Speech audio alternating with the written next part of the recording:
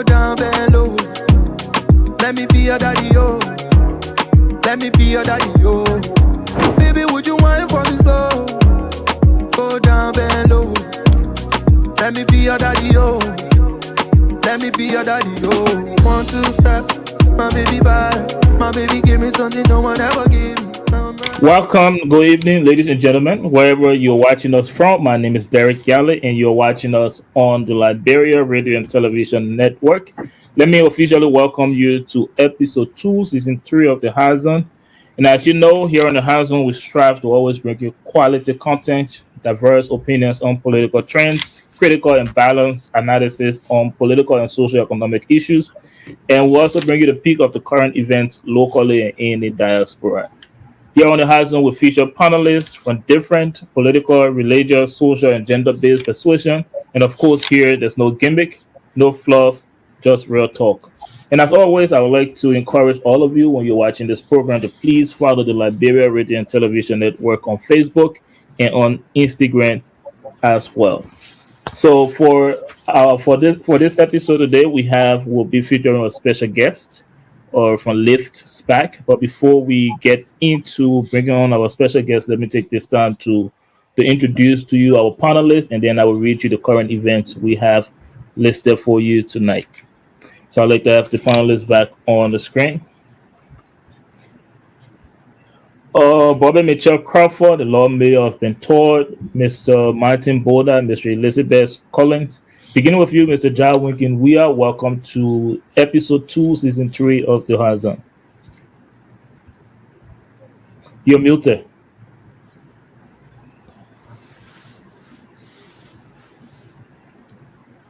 Are you hearing me? Yes, I can hear you. Okay, yeah. Thank you, Derek, Bobby, Mr. Mountain, Elizabeth. Welcome, guys. We are here again. Let's rock it. Thank you very much, Mrs. Elizabeth Collins. Welcome to episode 2, season 3 of the Horizon. Good evening, everyone. And to our new panelists, our guests that will join us, I want to say welcome, and I'm glad to be back again tonight. Let's do it. Thank you very much, Mrs. Collins. Let me come to you, Mr. Martin Boda. Welcome to season 2, episode 3 of the Horizon. My pleasure. I just want to say thanks to everyone, and I'm glad to be back. It's been a while, and I hope that we have a better discussion and a fruitful one. Thank you very much. The Lord Mayor of Dedteh, welcome to yet another episode of the Horizon. You heard it right, man. Today is a Bowley birthday. The best president ever, William Richard Talbot. Rest in power, rest in peace. I'm happy to be here to contribute to whatever discussion, that will advance the vibrancy of our nation. As usual, the Lord Mayor, I'm here. Thank you, Brother Derek. Thanks for having me. To my fellow panelists, let's do this. Thank you. Thanks to all of you panelists, and welcome again to another episode. And let me take this time to welcome all of you watching us wherever you are to another episode. This is the Horizon. My name is Dedteh Kollie, and I'll take lead from the panelists right now to bring you the current events, beginning with events in the diaspora, starting with our own city, Philadelphia. Philadelphia's first ever African restaurant went on the way this week. So for more development on that story, you can visit cbsnews.com. So that is the very first ever Africa Town restaurant in Philadelphia. And in other development, we have the Australia Awards. So for 2023, the Department of Foreign Affairs and Trade of Australia has offered 1,603 scholarships award to individuals from over 24 partner countries. So, and that including Liberia. So you can go on the Australian government website, or you can just tap on Google search Australia Awards, and you will see the link to go and apply for that scholarship. In other development, we have the Global Gateway. The European Commission announces funding opportunity for academic mobility in Africa, and that story is being developed by the Global Gateway News Network. So you can visit their page for more development on that story. And for Liberia, we have quite a few developments, so please bear with me. Beginning with families of the April 12, 1980 block coup on Wednesday, April 12, 2023, pray for God's wrath to befall perpetrators of the coup. They gather at the Palm Grove Cemetery in Monrovia. And in other development, the CPP political leader, Alexander Cummings, has said women empowerment will be of top priority of his government if he does win the 2023 presidential elections. And police in Monrovia are investigating a man who reportedly shot his wife multiple times and killed her in the Broadville area outside Monrovia on allegation of infidelity. And another development, a 23-year-old woman, Massa Johnson, has given birth to triplets and is making an SOS call for support to take care of the newly born. She said her husband is unemployed.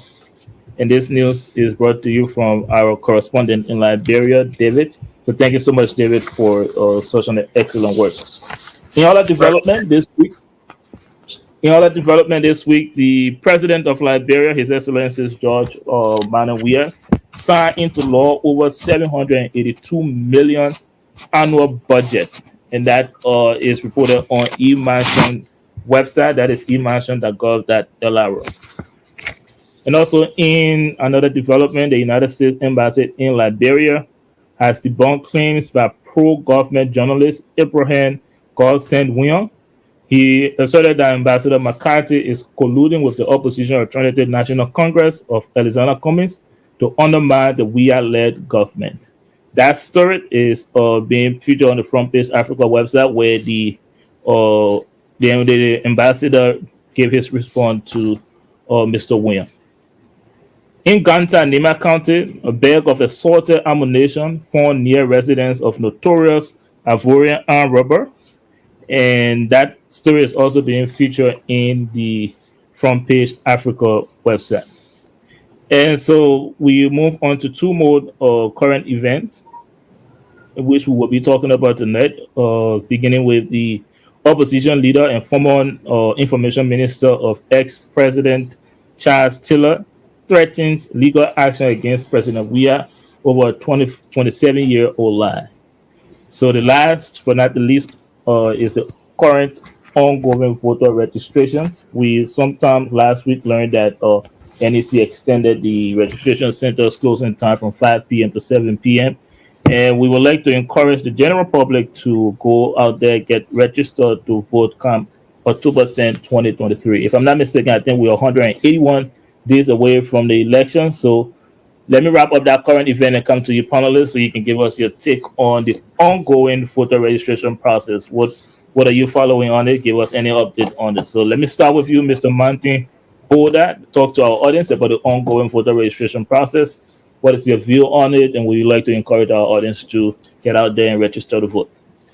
The voter registration, what I saw was really much disappointing.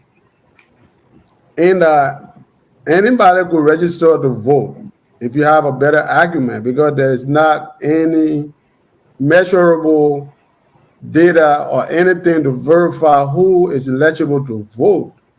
I mean, you can walk to a polling station and say, hey, I'm 18 years old, I'm 20 years old, and you just go and vote and register. And that, to me, is a lot of concern. And I think they would have done a lot more. The NEC have done some work, and they needed to tie in some other data that they collect from legits to making a lot more better in order to verify statistical data that they have around that they can utilize some of those data. But I didn't see that, because personally I registered and I just said, hey, I'm in District 10, and I got registered. So that, to me, there's going to be a lot of stuff in the electoral process that's the beginning of flaw in the electoral system. So that's the political parties and leaders of our country need to pay attention to that. It's not just the trucking, but there were a lot of things I saw, and that alone kind of alarming to me, because if you don't have any check and balance who registered to vote and where they're coming from, that's troubling for me. Because if I can just leave here and go and say, hey, I live in Comotan or go to register with no verification or anything apart from showing my, hey, I'm Mr. So and register, that's troubling. Thank you. Thank you very much. Yeah. Go ahead.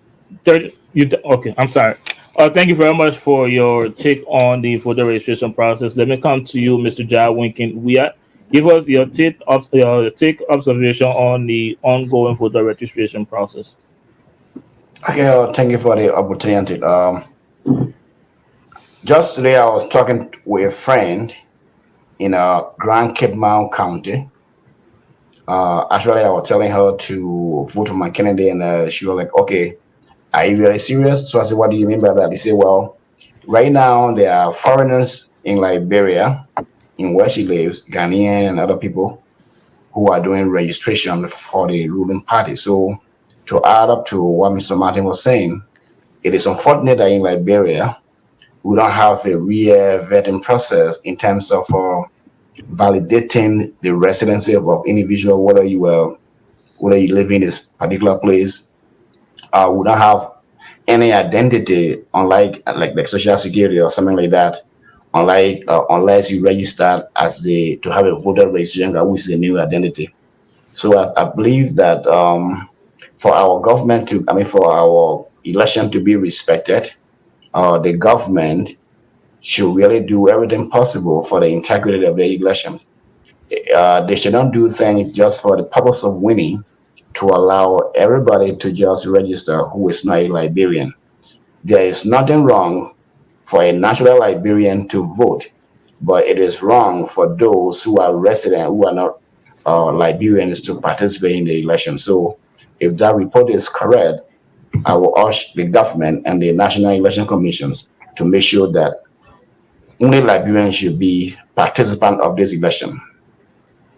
Thank you, Mr. Jai Winkin. For urging the National Election Commission and the government of Liberia to make sure that only Liberians should get registered to vote and participate in our elections. The Lord Mayor of Bentor, Bobby Mitchell Crawford, give us your take on the current ongoing voter registration process.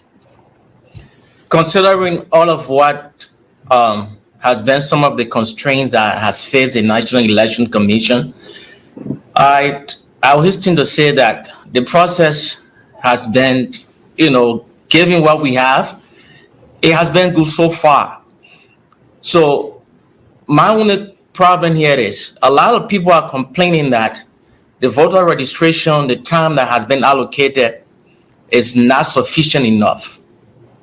We take 1 day to vote in our country. How many people that register to vote? It's 1 day we take to vote. They are giving in some places 21 to 14 days for you to register to vote, and people still don't have the time to go and vote. So for those that are complaining that, they don't have the time, they are being cut off, I think it is about time that Liberians take responsibility, especially in this election. This pivotal election that will define a lot of things about us as a people. So that's one observation I just wanted to put out there. Another thing has to do with Mr. Martin's point about you can't gauge who is actually Liberian that is registered to vote. You see, that should have been the prerogative of the Immigration Bureau and Statistics in conjunction with the Ministry of Health and Social Welfare. Issuing a national ID card that to a certain extent will establish the identity of who is Liberian. Some people have the ID cards and some don't. And it's unfortunate that this government hasn't even funded that bureau for a long time and haven't made it a priority that if you are a Liberian within the borders of Liberia, you should have a national ID card. You can use your ID card to be able to register. But the good news is the voter registration process that they carry on, if you look at, I don't know if some of you guys are seeing the card itself. At the bottom right, there's something that looks like a fingerprint. So those that go to do the registration, they take a unique fingerprint that they can put side by side to establish that you are indeed a person you say you are on the ID card. That is the biometric system. That is the only guardrail right now we have. And as we go through the whole process of our young democracy, as I would call it, we'll be able to identify some of the constraints along the road to make our election more safer. More safer rather, and more transparent. But unfortunately, it is what it is. And given the circumstance, we are going to work with this, and hopefully we can have a free and fair election. Thank you very much, Bobby Mitchell Crawford. Let's come to you now, Mrs. Collins. Give us your take on the ongoing voter registration process. You're muted. Mrs. Collins, we can't hear you. Oh, I was muted. Sorry. Somebody mute. You muted me. Sorry. So, given what everyone has said, the voter registration, there's a lot of issues in it, but this is what we have now. So we have to work with that. We have to encourage our people first and foremost to go and register. Go and register. So if you are allowed to use your national ID card to go and register, use that opportunity to go and register and have your registration done. But if you don't register, when it's time for election, when you make a decision to go and vote, you will not have it. That's the first and foremost thing that I've seen. The next thing is that people are registering that are not 18 years of age, and they do not have the real yardstick to measure. So if I carry my ID card and it's I'm 18 years and above, whether is that a fact, or is that a real ID card? Is that my real age? They don't have the yardstick to determine that. So it is what we have. We should be able to work with it and encourage our people to go register and vote. But the process has a lot of flaws in it that you can see. Thank you very much, Mrs. Collins. And just to put this out there, though, you guys did not comment on it. But what do you guys think about? I saw footage of current opposition political leaders, including the president of Liberia, at the registration center, getting themselves registered for the elections. Now, what message do you think that sent out to the voter population in Liberia? Anyone can take a stab at that question. Well, it has, if I may, it has a political component to it. To the would-be candidate, they are saying to their respective supporters that this is an exercise that I'm engaged in, and I expect you to do the same. And I think this is good, whatever your political persuasion is, to see a political leader, the person that you have some kind of some political commonality with, engaging in that process. It will encourage you to do the same. So I think that was a good thing. Just quickly, just to pivot back on what we just discussed earlier regarding the voter registration card. I'm not going to take long on this. When we talk about funding the election commission in Liberia, it is not just to directly conduct the election. Part of the project could have been getting a robust and accurate census that reflects each district for legislative appropriation. This wasn't done in the first place. And then we went ahead and stopped the whole process of people obtaining national ID card. So prior to the October election, since last year, they could have been preaching this. There could have been a robust effort on the part of the government to make sure that as a fundamental requirement to participate in the election, you should have a national ID card. And the government is subsidizing the amount. This is where good governance comes in, if you want a transparent election.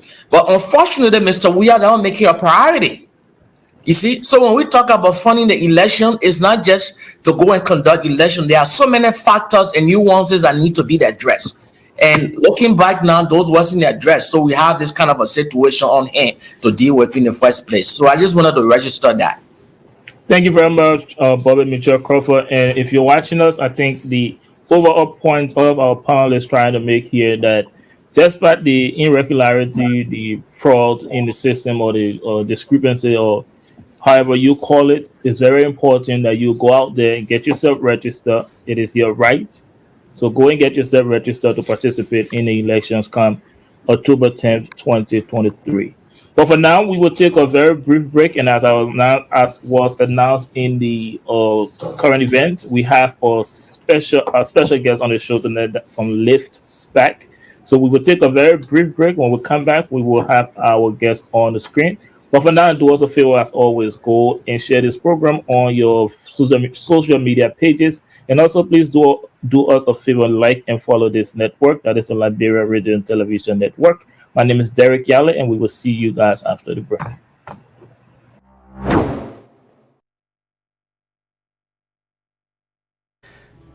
Hey there. Many Liberians are members of social clubs, 501c NGOs, and school alumni. Many Liberians are trying to open their own 501c NGOs, home care agencies, and social clubs. Does your organization have a professional website? Does your web platform have the right wording and content to attract grants? Hopefully you're not running your organization only through social media. There's a more professional route. You need an online space where you can craft a positive message about your organization, making your home health agency more credible, which will increase your chances to receive grants. We'll build you a responsive platform for 501c organizations, healthcare agencies, and other types of organizations. We'll provide you with full website maintenance, membership sign-in, private charts, Facebook and WhatsApp integration, live video feed for all your meetings and special occasions, a dashboard for members to see all the activities, and email and text auto reminders for meetings. We'll build with donors and 501cs in mind, and will help you solicit grants and automatic membership due collections.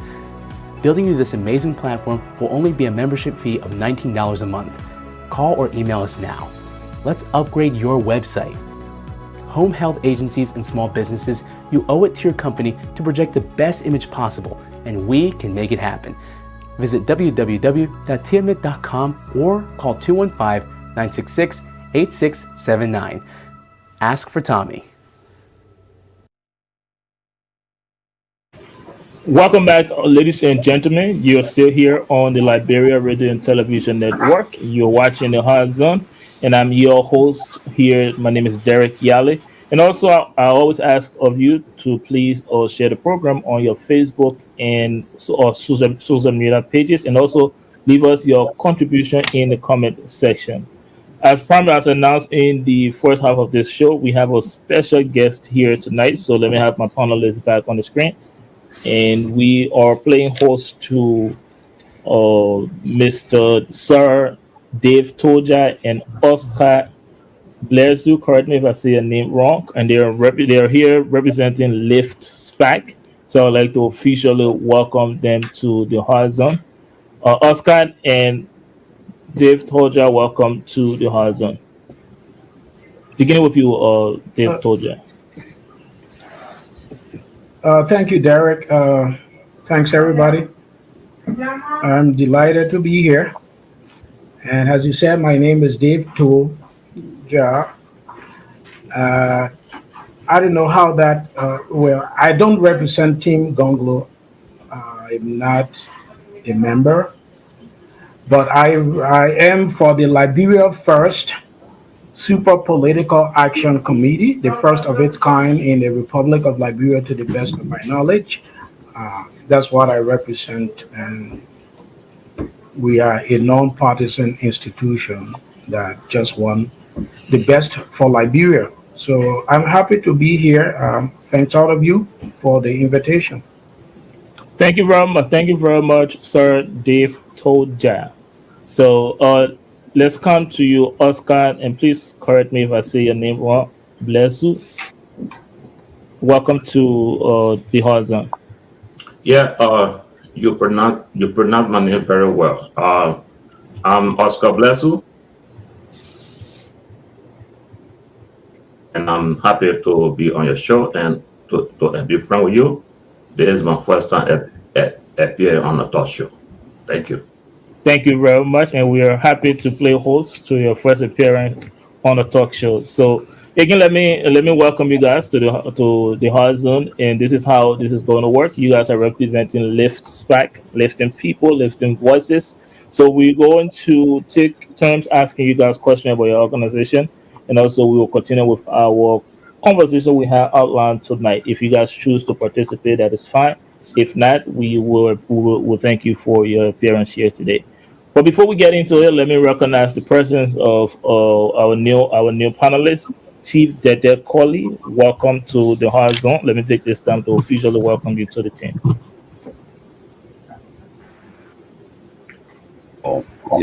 Affording me the opportunity to be on your team today and participate in social media live presentation and deliberations about issues affecting our beloved country. Once more, my name is Chief Dedteh Kollie, the founder of the Never We Are movement. During the 2017 elections, we were fully involved with Liberian social media politics. And we took a little step back, but we believe that 2023, being few months away from us, we've seen the need to be involved as well. So, with the information, the invitation, brought forth to me, I consider it an honor to be here and to participate on the LRTN network. Thank you very much. Thank you very much, Chief Dedteh Kollie. And as was said before, you are very much welcome. It is a pleasure to have you here. You're the founder of the Never We Are movement. What did we do to you, Chief Dedteh Kollie? Never we are. Even if it starts to do better, you still never.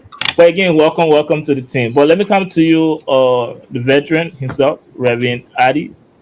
Welcome to episode 2, season 3 of the Hazan. Well, thank you very much. I think of it as a privilege to be here among such esteemed panelists such as yourselves. Greetings, and greetings to the Liberian people. God bless. Thank you so much, Reverend Adi, and to you, the Liberian people, those of you watching us, please leave us your contribution in the comment section, and also please do us a favor, share the program on your Facebook or Instagram page, and follow the network on Facebook and YouTube. That is the Liberia Radio and Television Network, or LRTN Live. Let's get back into our interview with our special guests tonight, Sir Dave Toja and Oscar Blezu. Let me get the ball rolling. You guys represent LiftSPAC, Lifting People, Lifting Voices. Talk to us about the institution you represent and what capacity do you represent them in. Let's begin with you, Sir Dave Toja. Talk to us.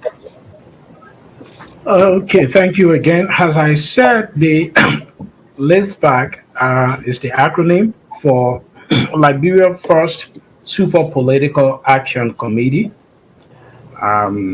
It was established almost a year ago. But at the onset, we started as what you call Team Gonglo Diaspora. And then we transformed it into LiftSPAC. Part of our reason was to make sure that we do not continue the culture of being loyal to individuals or specific institution, but rather the country Liberia. Because what we would like to see is a Liberia that is better for all of us, for all its people, providing opportunity for all Liberians, regardless of what political party that is in power. And we believe that if we just remain as Team Gonglo, we will just become the mouthpiece for Councillor Gonglo, despite most of us or the institution that we were operating, that we believe in his principles, in his leadership skills, and his abilities. But we believe also as human beings, we are subject to flaws, and that if we continue to remain just committed to an individual, that individual may not have all of the ingredients that are required to move Liberia forward. So we decided to broaden our scope by becoming a super PAC that is more interested in universal ideas for Liberia. So as a super PAC, if we find out that any institution or individual have great ideas, but that person is not part of the Liberian People's Party or Councillor Gonglo's team, we can solicit some ideas from you, anything that will make Liberia better. So we decided to broaden our scope to include other institutions, to lend support to other individuals that we will find fit to provide what Liberia needs. And we will encourage those individuals to be part of our institution so that they can bring their ideas on board. So we decided to transform our institution again into the Liberia Super Political Action Committee. Thank you very much, Sir Dave Tolja. Let's hear from you, Oscar and Blesu. Talk to us about LiftSPAC. I know Dave just talked to us briefly about, but you tell us, in what capacity do you represent LiftSPAC in?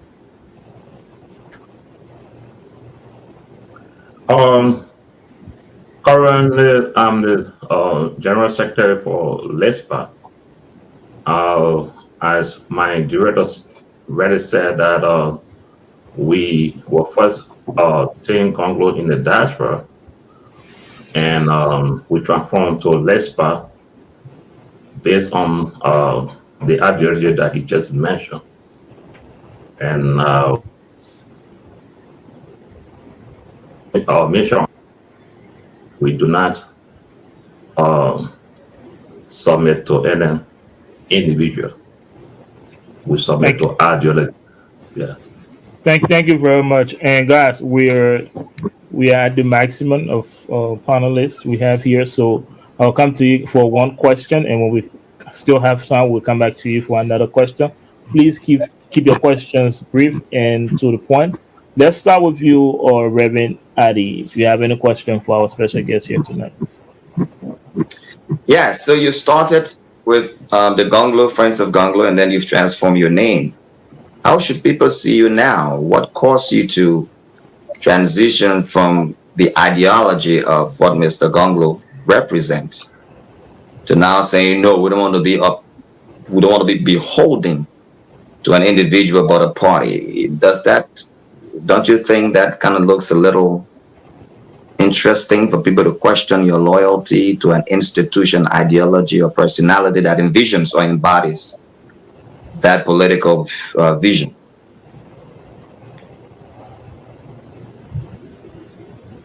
You're muted.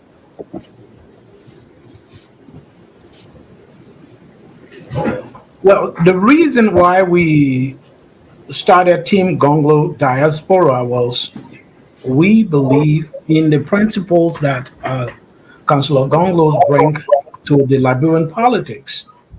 We have Biden confidence in his ability and his work that he has done over the years. We have great respect for what he has done, the ideals that he stands for.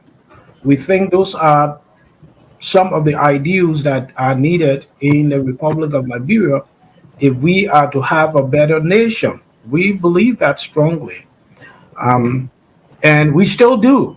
LiftSPAC still do. At this time, we believe that Councillor Gonglo has some of the competence and the abilities to move the nation forward, to transform the nation from almost a paralyzed state to a better, maybe a more law-abiding, more functioning nation. We believe that strongly, and not because we believe in Gonglo we believe in him as an individual, but at the same time, we believe that those tenets that he believes in, that he espouses, can help Liberia better.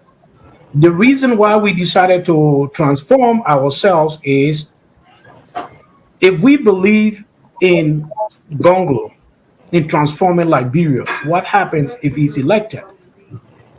Do we cease to exist? We also want to continue to support the effort of Councillor Gonglo and his political party. But at the same time, we also want to check. I mean, serve as a check and balance to his work. As you know, to one who is given a lot of power, there is a lot of responsibilities that come with that. And there may be some point in time where maybe he may stray from those ideals. And also, we also believe that even after Gonglos leave office, what next? So we have to continue to exist and support policies that not just support Councillor Gonglo, but also policies that support Liberia as a nation, policies that advance Liberia, that make Liberia a better and more vibrant nation. So those are the kind of things that we want to support. And for us to do that, we have to present a kind of a neutral posture. And this is why. And it doesn't mean that we have reneged on our confidence in his ability, but it's just that we want to expand our work more and to be even more independent and freer to do what we want to do. Thank you very much, Sir Dave Tolja. And Oscar, just to keep this interactive, you can always stop me if you have something to add to whatever Dave Tolja says, and that's vice versa for you as well. Yeah, what actually drove me closer to Councillor Gonglo is the agenda that is set up for Liberia. Is based on the foundation of integrity and a strong commitment to the rules of laws and respect for human rights. Thank you. And, Thank you very much. Okay. I'm sorry.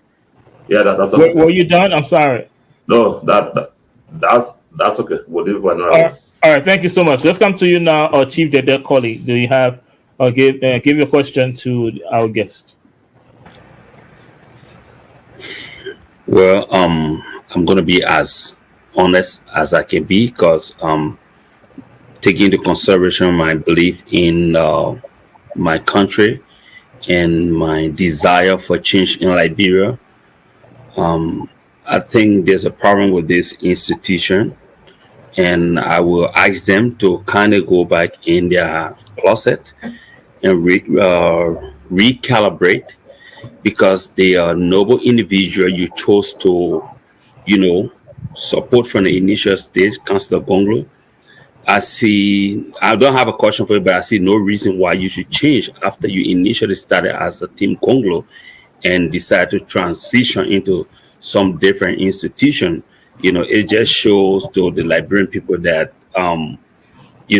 realistically, there is no genuine guarantee purpose for the establishment of the institution, because even with the questions and your response to them, that's just my feedback to you guys. And I would appreciate if you guys go and recalibrate and come over honest support for an institution, because we've had so many of these things where people come in today, they are for this team, and tomorrow they have another option for the Liberian people. We cannot continue doing this. If you want to come as an institution, an NGO, come as an institution and an NGO. Don't come fooling for your Team Gonglo or Team Boka or Team this. Then after a few times, you come up with some name because you try on someone's credibility or something. We are tired with that. For me, when you guys brought me here, I came as Chief Kollie and it never will. So that is my feedback. Thank you very much, Chief Dedteh Kollie. And Sir Dave Tolja and Oscar, would you guys like to respond to that? Though it wasn't a question, but you guys have the option to respond to that.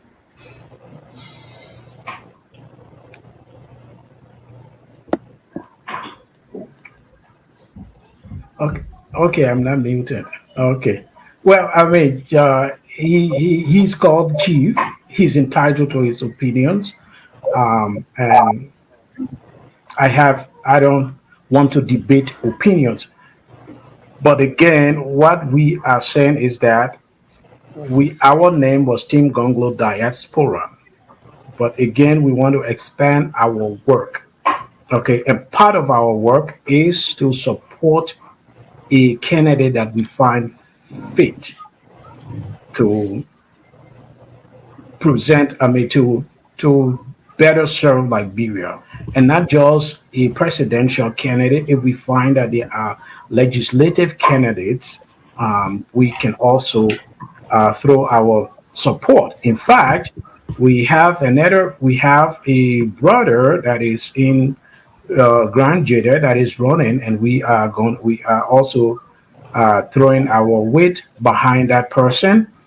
We have few other persons, one another in Grand Bassa. Okay, we have these people, and that is not just the scope of our work. We are also involved with providing some like voters education, the significance of Liberians participating in the electoral process, and also making informed decision about their votes. So we also, as part of our work, we provide some educational opportunities for people that desire for some education, like for instance, women education. So our scope is broad, and as we said, the reason why we decided to change the name was to broaden our scope so that we can do more work for the Liberian people, not just political work, but also some educative work, some even if possible for some financial assistance. And the political aspect, supporting Councillor Gonglo is just one aspect of what we do. So, so our formation now, or our transformation, is not just for political support for Councillor Gonglo. So I don't see any reason why we should go back and recalibrate. Of course, I mean, everything itself is a work in progress, but we think we are quite focused, and we are committed. Again, we are committed to Liberia and not to individuals or a single political party. For too long, the country has not been served, and we want to add voice to the many voices that are up for a better function in Liberia. And this is what we will continue to do. Thank you very much, Sir Dave Toja. And Oscar, let me take the next. I don't know if you have something to add to what he just said, but let me get the next panelist question, and you can include that in your answer to the next panelist. Let me come to you, Mr. Martin Boda.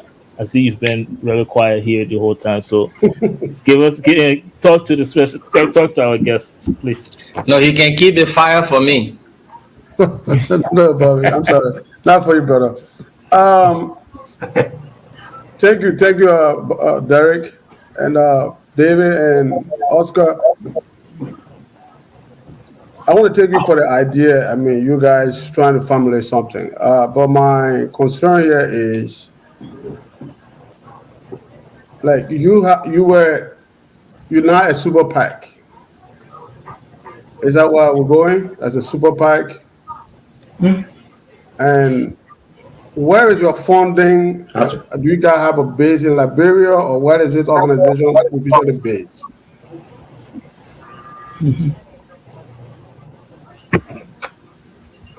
Go ahead, Oscar.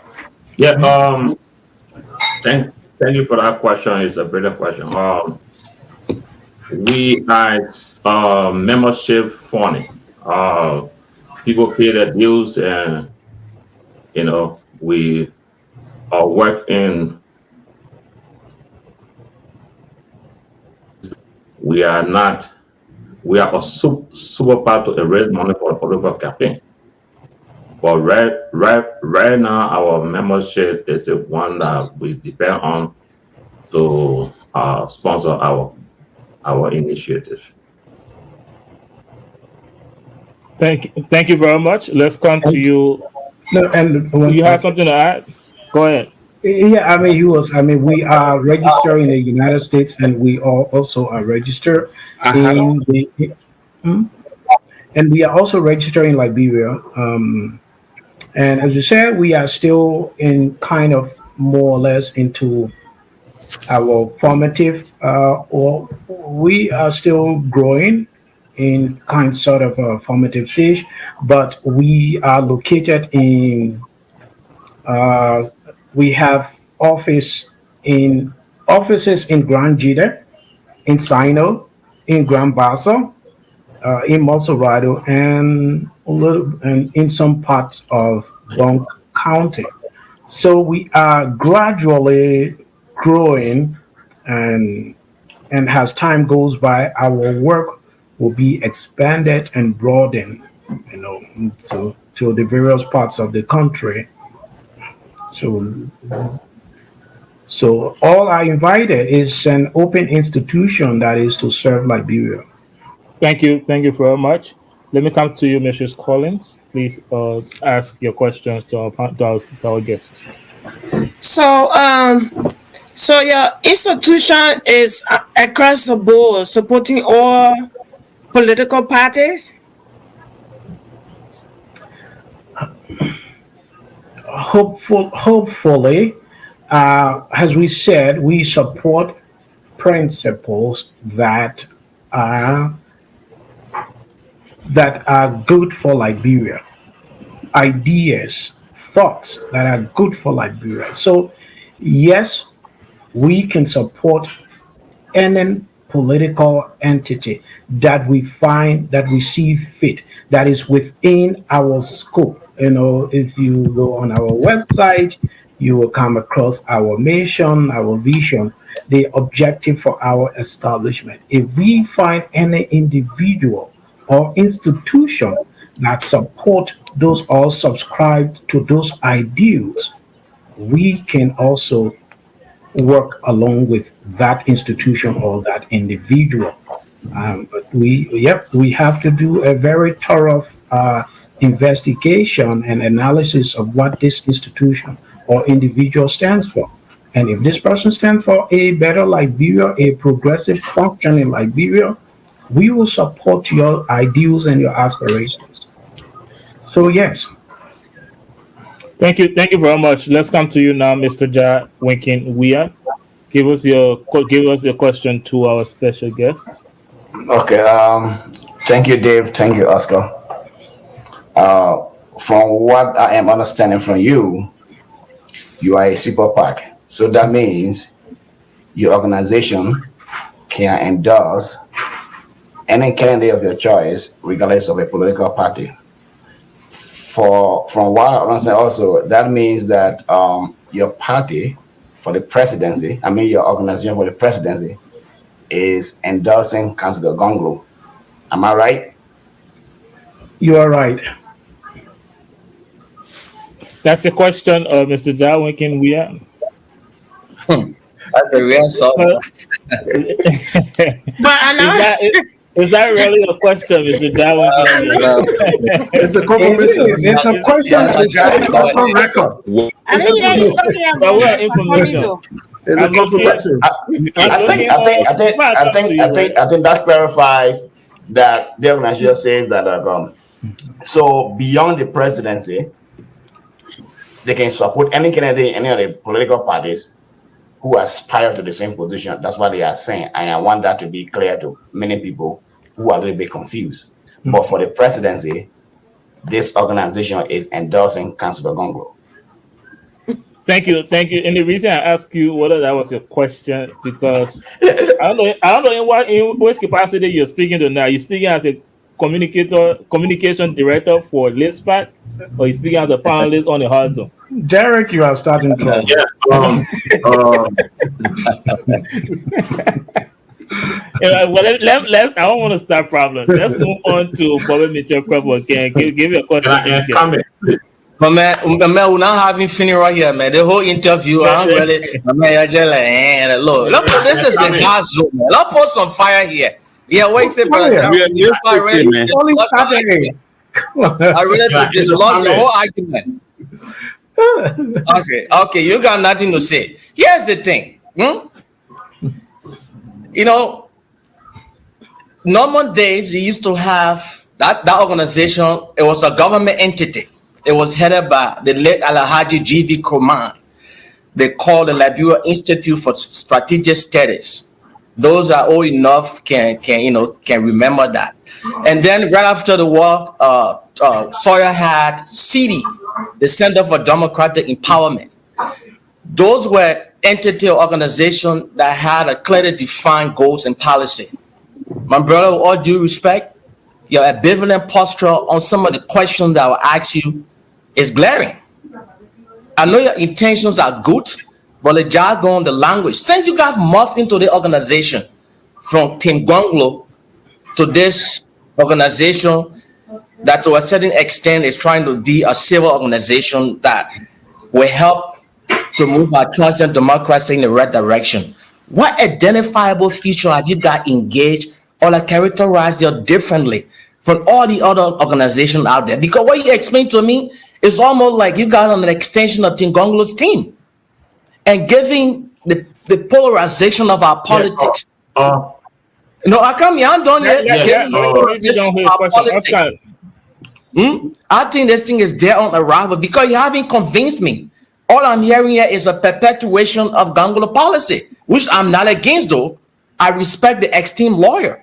But if you present it in raw data form that you are doing on the show today, it's there on arrival. And I think I expressed the same sentiment of my brother, the chief. Now, this is, I mean, you need to recalibrate. This is not a disrespect to your organization, but from what you explained it to me, it's just, it's just trying to promote Councilor Gonglo. Whether it's a super PAC, that's okay. But you cannot come to us and say we are trying to, who defines what is a good policy in your own estimation? You are the one. Yeah. You don't have a clearly defined policy to say this is what we're doing and this is what we're going to do. This is what set us apart. So I'm sorry, man. There's really a discussion, not a discussion here to be held in the first place. You guys are just an extension of Team Gonglo. Thank you, Bobby. Now let's give Oscar the chance to respond to Bobby's statement, and also give me a second, Oscar. We've ran out of time for this interview, so if you can respond to Bobby and then give us your closing remark on this interview, and you can do the same as well, Sir Dave told you. Thank you. Go ahead. Yeah, Bobby, you are speaking from the ANC point. But man, I'm talking nothing about ANC. I see you. This seems to be the general sentiment of the panelists. But what we believe in is that we do not believe in LiftSPAC being loyal to any individual. But there's nothing you explain here that will make you think, Bobby, let the guests. Hold on. Let me land. Go ahead. You pick how you will land. It's not loyal to any Bobby, let's protect the guests. You could be Alexander Cummings or Joseph Barker. We are not loyal to any individual. Even when Councilor Gonglo take the seat as president of the Republic of Liberia, we will be like a hot, we're putting on a hot seat. That's why we are LiftSPAC, because we don't want to be loyal. Thank you. We want to institution that promote democracy in Liberia. That's why we are going for individual that is independent and wants to promote Liberia first. Thank you. Thank you very much. And Sir Dave Toja, respond to Bobby if you like, and give us your closing statement on this interview. Okay. Well, I mean, Bobby, we are not shy of that. We don't deny that. We do not deny that we support Gonglo.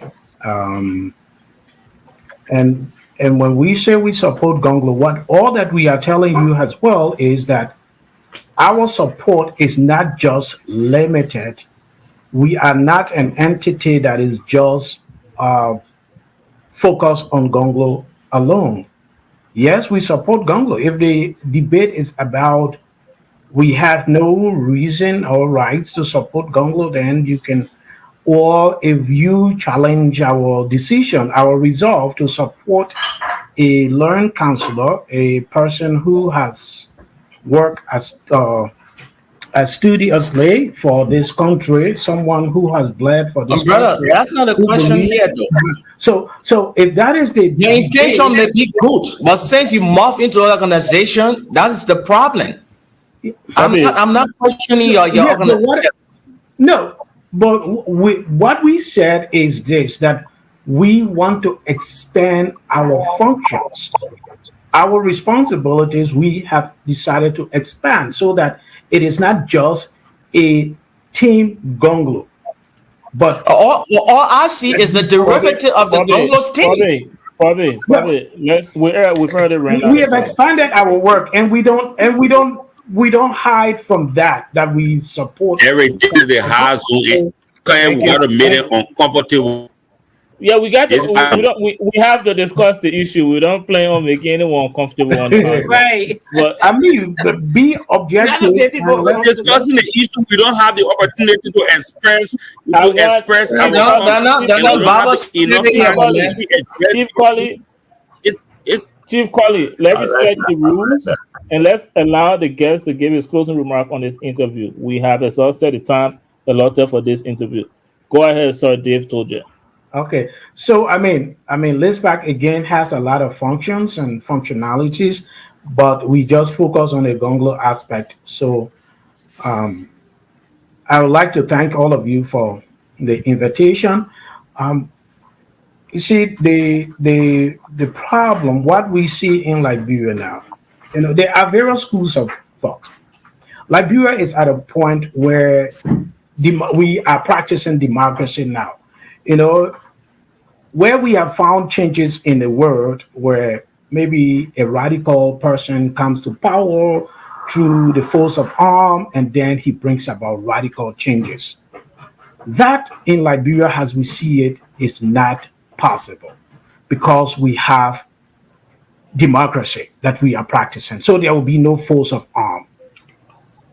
So what do we think can bring about real radical changes?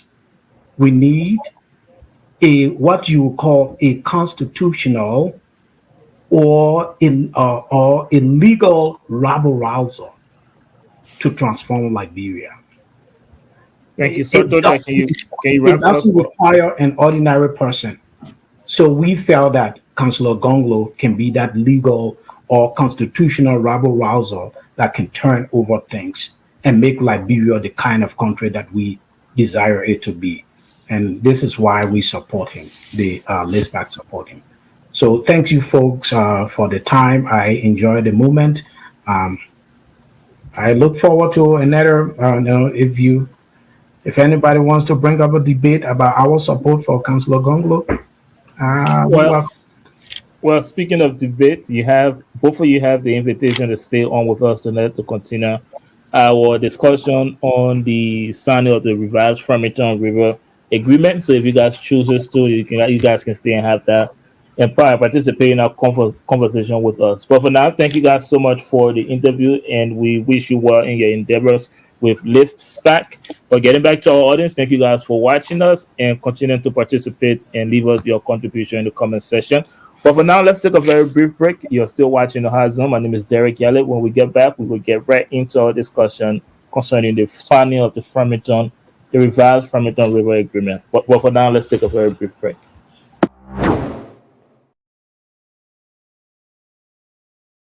Hi, my name is Martha Tomley, owner of Matisia Natural Hair Salon, located on 4405 Chestnut Street.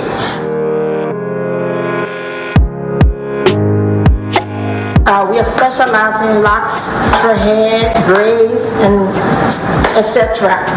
Call us for all your natural hair needs. You can reach out at 267-703-2330. If you have pictures or videos you want to send us, you can send it to 267-224-0693.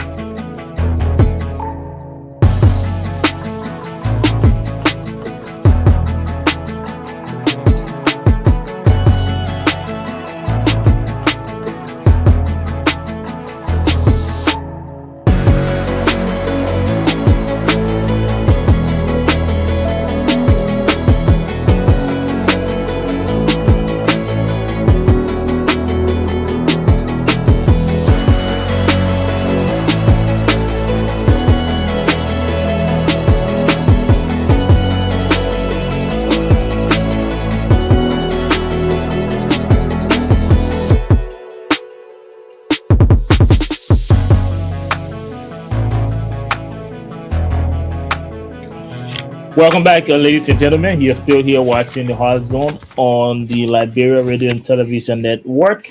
My name is Derek Yale, and guys, please do us a huge favor by sharing the program on your Facebook and Instagram page, and also be sure to follow the network on Facebook and YouTube. That is the Liberia Radio and Television Network, or LRTN Live for short. Before the break, we had a very intriguing interview with our guests, our special guest from LiftSPAC. Now, on this segment, we would like to move into our discussion on the signing of the revised Farmington River Agreement. So, let me have my panelists back on the screen, and I will introduce the conversation. So, on Tuesday, April 4th, marked a very momentous occasion in Liberia as the president of Liberia, George Manuel Weah, representing the Liberia government, and led some of the top of most of 20 political parties, excuse me. He led over 20 political parties, including the Opposition Unity Party and the Collaborating Political Party, and they all affixed their signatures to the document dubbed the Farmington River Declaration 2023. So, guys, I would like to bring this discussion up to you guys. Give us your take on it. Tell us what you know about it, and also what does this mean for the aftermath of our elections. As we know, elections in Liberia is usually prone with violence afterwards. So, what does this agreement mean for our elections come October? But let me first get your introductory statement on this River Farmington River Agreement signing. Let me start with you, Mr. Ja Winkin. Give us your introduction. Okay, thank you, Derek. I think it was very important. Excuse me. Liberia is for all Liberians, regardless of one political affiliations. And it was very important that they came together to affirm their commitment to peaceful elections. But unfortunately, it was marked by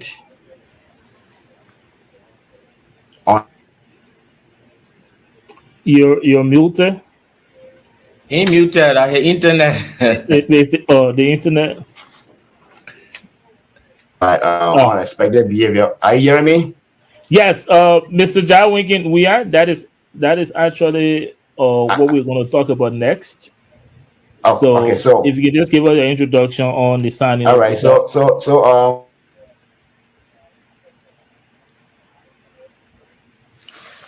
hello.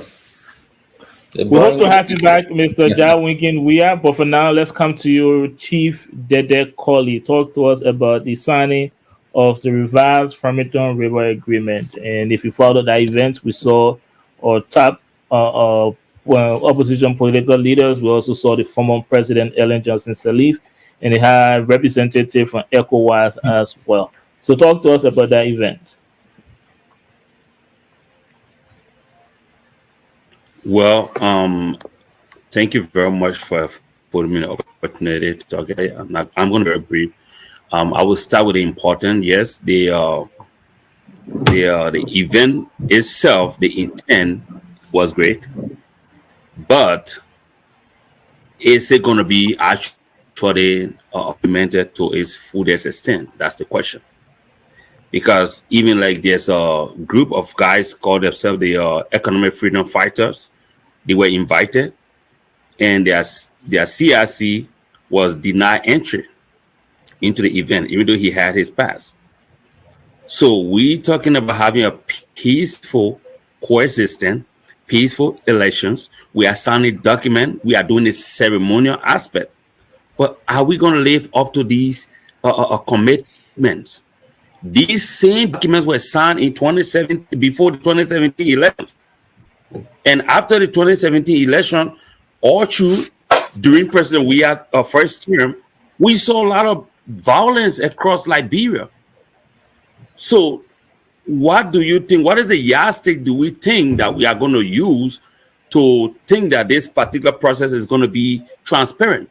Look at the Liberian National Police. The entire national security is a complete disaster. Could we say we would trust them to fully implement this without being partial and biased? No. So I think that entire event was just a formality.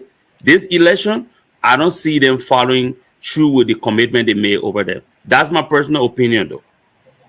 Leave it. Thank you for offering your opinion on that discussion. Let's come to you, Reverend Addy. Give us your take on the signing of the revised Farmington River Agreement. Well, I certainly support the truth that the peace and stability of our country is in the hands of every Liberian committed to our peace. But the national security of the peace is the mandate of the government given by the people of Liberia. And while that is true to affirm signatures and declarations of a peaceful, free and fair elections, it is clear that there is an element or factors regarding that declaration that is already in contradiction to the very peace declaration. And what are some of it? Number one, everything that should maintain our peace and stability is being compromised at the hands of this government. For example, the lack of funding for NEC to provide education so that people will be able to vote freely and fairly. The inability of voters' education to be fulfilled has yet to be done. The lack of data processor to ensure that many Liberians are registered properly to express themselves. The inability of government to secure the peace and security of those trucking people to go and vote, what we call vote patting, is happening now. So the recipe for a breakdown of civil society is already put in place by this government. So I would rather not go further because it's clear we want peace. The theory of peace is the willingness of every Liberian, not to mention the fact that on the very day of the declaration, it is being reported that the president threatened the life of Mr. Goodrich. So this is something that we are wondering whether or not it was ceremonial or will it be practical for the peace and stability as well as security of the nation state. Thank you very much, Reverend Adit, and we will actually get into that discussion next. Did the president violate the Farmington River Agreement? But we will talk about that in our next conversation. Let me come to you now, Mistress Elizabeth Collins. Talk to us about the signing of the revised Farmington River Agreement. That agreement was a flow show. The peace and stability of every country lies in the hands of its citizens. And if we are saying that we want peace, we should mean it. We should do the right thing. Protect the people, protect ourselves, and the country. But that Farmington agreement was the flow show. You want a peace agreement, and you broke the peace agreement right there, which we will get into later. So it was just a flow show, in my opinion. Thank you very much. Let's come to you now, Bobby Mitchell Crawford. Talk to us about the Farmington River Agreement. So who broke the president did? The president, yes. I'm not surprised. Well, that meeting was just indicative of the sub-region desire to hold political parties that affect their signature or that will be participating in this election come October the 10th. But having a pacific approach to whatever grievances that may emanate from that election. There will be processes so that it cannot have that election violent, that the sub-region, of course, has a vested interest in making sure that Liberia don't, disintegrate into, a kind of a chaos that the sub-region will have to, come in once again and try to make the peace. But just to the chief point, there are other civil organizations that could have been part of this discussion. Besides the economic freedom fighters, we have the Liberia Council of Churches, the Yanambo Association, and other different civil organizations that are part of the political equation that were left out. They're not basic question, is the sub-region more interested in appeasing political parties, or are they doing it for the Liberian people? And I think the question is glaring. I don't think they're doing it for the Liberian people, because if you want peace, like my sister said, it is the Liberian people that can bring about peace. It is them that you're supposed to be talking to. It is them that you're supposed to be engaging with. And those various engagement is manifested through all the different civil organizations that they talk about. The Yana Boy Association, the Liberian Council of Churches, the Motorbike Association, all the different auxiliary groups that are part and parcel of our political discourse that were left out of the discussion. So I think it's a problem in itself. I know the intentions are good, but the way they went about implementing it, it has some flaws that needs to be addressed, but it's too late. It is what it is. We will just hope that this election will be peaceful, and what the Reverend just said, given all of the hurdles that we have experienced so far, one can suspect that it will be otherwise. Bobby Mitchell Crawford, the Unions Award, hope, and he also said, given everything that is happening right now, one can only speculate that it will be otherwise. Now, and let me come to you, Mr. Jar Winkin. All of you guys made a very salient point on this Farmington River Agreement.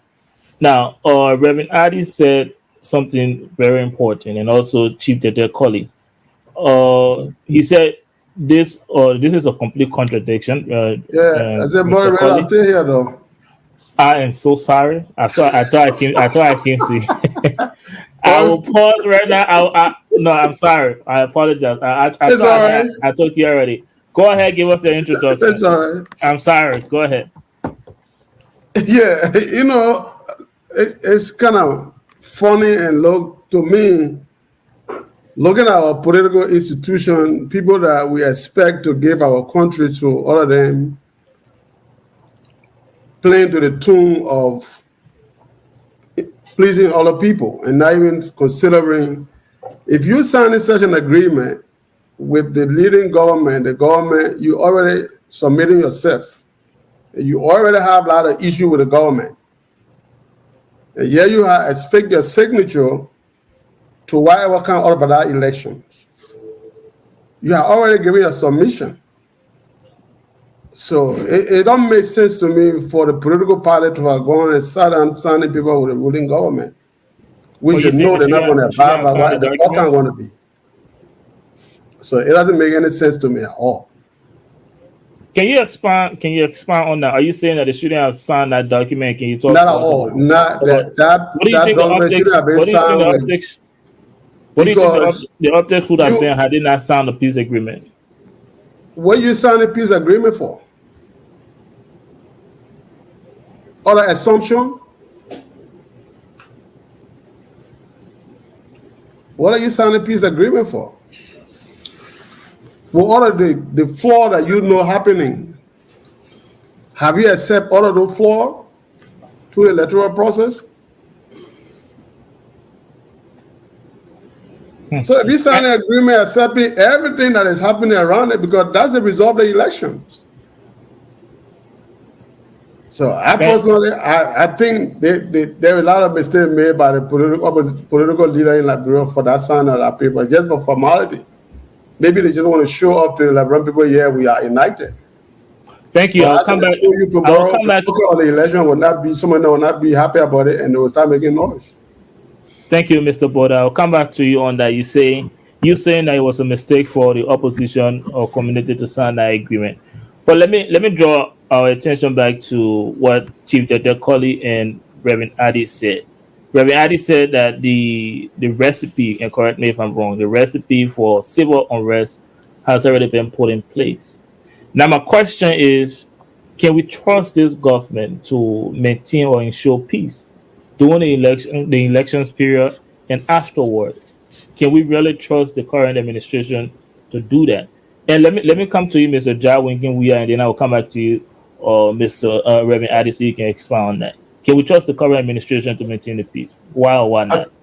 Okay, yes. I think it is very complicated to be conclusive. But I personally do not trust this government for the fact that when I was in Liberia, when the supporters of the ruling party, CDC, when they took over the city, they had no regard for anybody, the whole city was locked down, even though campaigning is not declared officially by the election commissions, but they were just hitting. If you were to ask them a question on any card, they would attempt to hit. So, in my mind, it means that if we were to have election today and we are losers, those guys will cause a lot of destruction, in my opinion, in the city or around the country. Thank you. That's my opinion. It's the reason why I don't trust this government, because even the police of those who are in police were part of that particular gathering I'm talking about that locked down the whole city. Thank you, Mr. Jawinkin. I understand you say it's your opinion, but let me do a very quick survey amongst us also on this panel. Which one of us trust or don't trust that this government can maintain the peace? Just a yes or no. Starting with you, Mr. Boda. Do you think that this current administration can maintain the peace? Yes or no? Yes. Reverend Addy, is there a yes from you? Can this administration ensure peace or maintain peace during this election period? No, I really don't believe so, because all of the symptoms are there for chaos, which happens to be the disease. Bobby Mitchell Crawford, yes or no? Note with a caveat. Here's why. Because given the recent development, 15 seconds. I just need to do the survey. Well, but it's I can't say when I say yes, there's true. I need to do some qualification while I say yes. Okay, 15 seconds. You Bobby. see, all right, real quick. You see, the CIA director visited Liberia. The sub-region is coming to have a peace agreement, to have the political party, commit to a peaceful election. And then you have the the United States sending international observer. The temptation might be there for election, violence, and raking, but given all of these recent developments, I want to believe the administration will be scared or think twice before they do anything stupid. That's just my observation. You seek or no or yes? To a certain extent, would be fair. I mean, it will be violent. I can put down no for you. You're being difficult, but yes. All right, it would be yes. Yes. Okay. Yes. What about you, Chief Dedteh Kollie? No. No. Did I take care of it, Mrs. Collins? Yes, mine will be fragile. So okay, my point here is I think we got 4 no's and 2 and yes and fragile yes. Now, as citizens, we get behind these microphones and camera. Election is coming, and we're not confident that our current administration can protect the peace that we do have. As citizens, as oppositions or political partisans, what do we do? Do we just watch it play out, or what would be our next course of action? And let me come back to you, Reverend Addy, because you brought up the point that the recipe for civil unrest has already been put in place. What do we do, or what do we go from here? Well, when you listen to most of the talk show hosts, including the panelists here, when we're criticizing our government, it's because we want to see peace and stability in our country. And the fact that we haven't had that reality, much of the violence has originated with this government. So it's not that we don't want peace. That's why we're preaching peace. That's why we are constructively criticizing the government, because we've seen Akarios Grade put a group of men together to run the LU students out. We've seen Tilly Al-Ure during the elections being stoned nearly death. We've seen the LU students beat when they go march to the U.S. embassy peacefully for their very rights and fundamental issues pertaining to their education.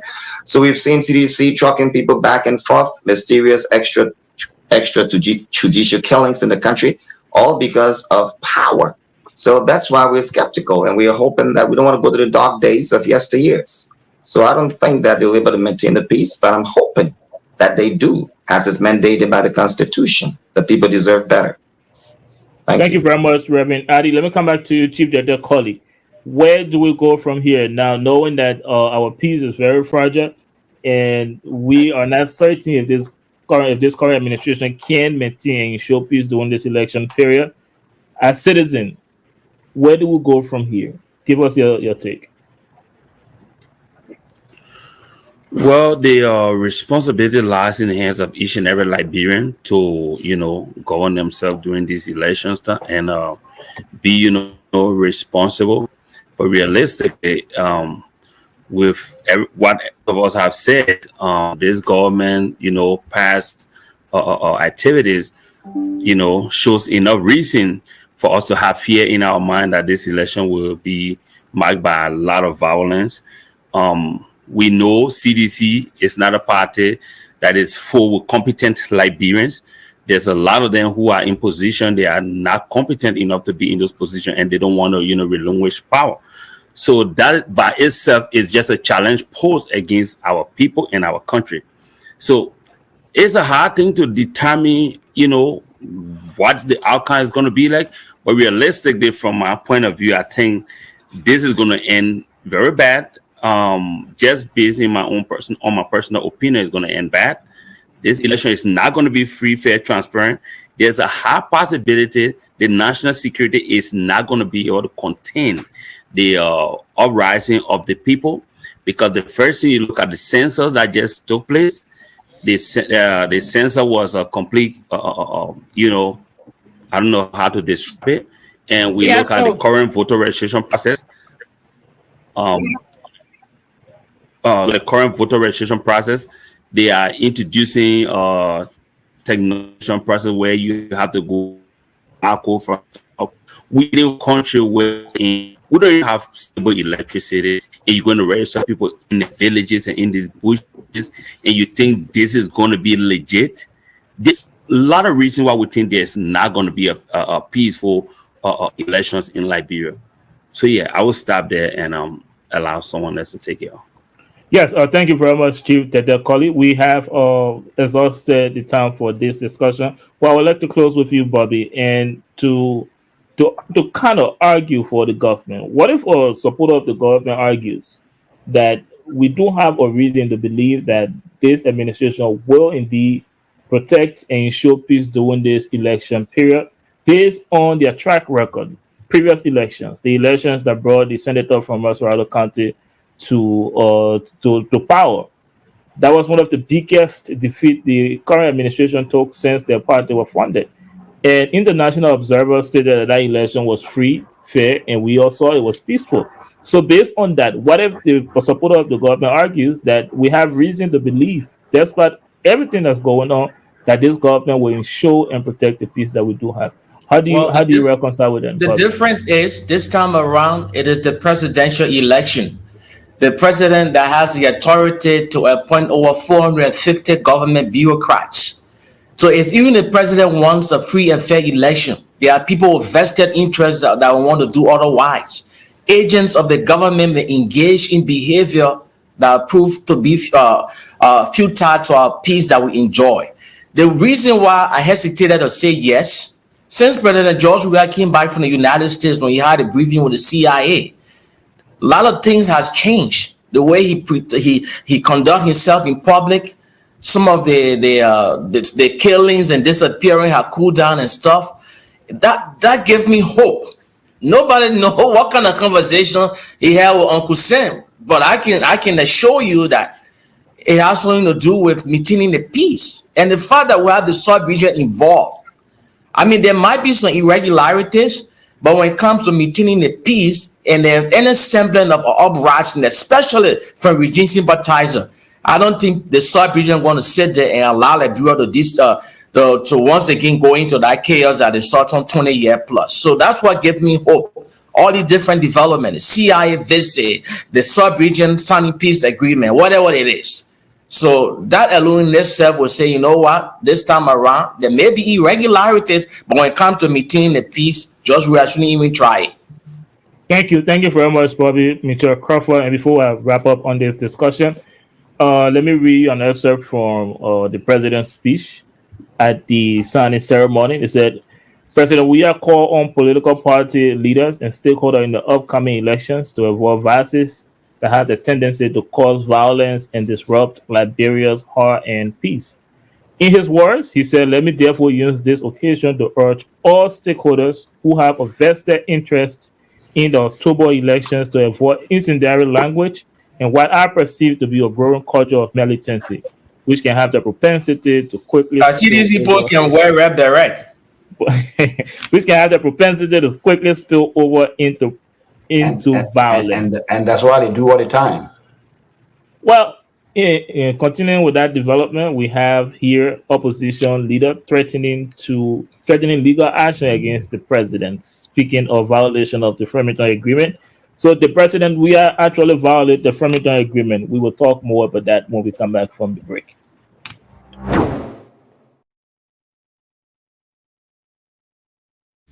Maintaining your vehicle can be a major investment. That's why here at Brothers Auto Care, we pride ourselves on providing professional and reliable auto care at affordable rates. Whether you need an inspection, new brakes, or diagnostic reports, our skillful and experienced mechanics are here for you every step of the way. Call Brothers Auto Care now to schedule your next auto maintenance and repair service. At Brothers Auto Care, we help you drive home with peace of mind. Welcome back, ladies and gentlemen. You're still here watching the Hard Zone on the Liberia Radio and Television Network. Tonight we have been having some very interesting conversation. We had our special guest from LiftSPAC, where we talk about LiftSPAC and LiftSPAC operations in Liberia and the diaspora. We then went into talking about the signing of the revised Framingham River Agreement, and our panelists gave you their contribution. But before we get into our next conversation, which has to do with whether the president violated the Framingham Agreement and also Goodrich threatening legal action against the president. But before we do that, let me encourage all of you to please leave us your contribution in the comment section, and also do us a favor, share the program on your Facebook page so that friends and family may have the opportunity to watch this program as well. So follow the network on Facebook and YouTube. That is the Liberia Radio and Television Network and the LRTN Live.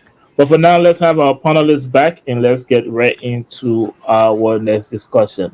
Did President Weah violate the revised Framingham River Agreement? Before I bring that question, before I bring you that question, let me read this excerpt from the front page Africa newspaper. It said below is a full text of Mr. Goodrich's letter. It is my honor and privilege to address you today on an incident of a personal nature, or an incident that may have implications for many of my colleagues in the opposition community as we approach the 2023 presidential and legislative elections. At about 3 p.m. on Tuesday, April 4th, 2023, the same day the revised Framingham River Agreement was signed, following the signing of the revised Framingham River Declaration at the Framingham Hotel, Goodrich, was approached in an aggressive manner by the president of Liberia. Mr. George Manuel Weah said to me, and I quote, "Goodrich, are you enjoying democracy in Liberia?" I was surprised by the question. Interruption. Let me turn it over here like my stuff keep changing. Sorry. All right, thank you. I was surprised by the question and lust of words. I moved away from the president. He approached me again and repeated the question several times. Goodrich, I said, are you enjoying democracy in Liberia? Before I could find an answer, the president said to me, "Look at you. You're a rogue. You stole my car and burned my house." I responded to the president that what he had said was a lie, and there was an intense exchange of words between them. Following that conversation, the former information minister of former President Charles Taylor has threatened to seek legal actions against the president when he is out of power. But did the president actually violate the revised Framingham Agreement? Let me bring this question to you, panelists. Give us what you know on this and talk to us indeed if the president actually violated the Framingham Agreement. What is the implication of all of these developments? Let me begin with you, Reverend Adi. Talk to our audience about this development. Well, I haven't read the Farmington Agreement, but based on what Mr. Goodrich stated, page 3, counts 6 and 8, has the president in direct violations in terms of, remember, no use of incendiary comments to avoid violence. But we saw that, assuming Mr. Goodrich is speaking the truth, which he said witnesses were there when the president made that comment in the presence of Lieutenant Kamara, his wife, and his bodyguards. Until then, we have not heard the president come to debunk that statement. So, owing that to be true, I think it's sad, it is pathetic, that in the midst of the very space where a peace agreement is being signed, and then the president is making threatening remarks to a fellow Liberian. I think that is sad. It is not good and has the propensity to lead to potential violence, and that this government cannot be trusted in maintaining the peace and security of the country. Thank you very much, Reverend Adi. That has the propensity of leading the country into chaos. Now let's take you next, Mrs. Collins. Talk to us about this development. Well, like I said earlier, Judge Weir broke the agreement. If you think Gurish did something to you, take him to court. But that just to say that those are irresponsible statements, and those are statements that you make that will fragile the peace that we are enjoying now. Because if you attacking somebody openly like that, especially where you're talking about peace, that is just sad, shameful, embarrassing, and awkward to me. Thank you very much, Mrs. Collins. And let me come to you now before I forget you this time again, Mr. Boda. Well, it's hard to speculate on. I don't want to speculate on.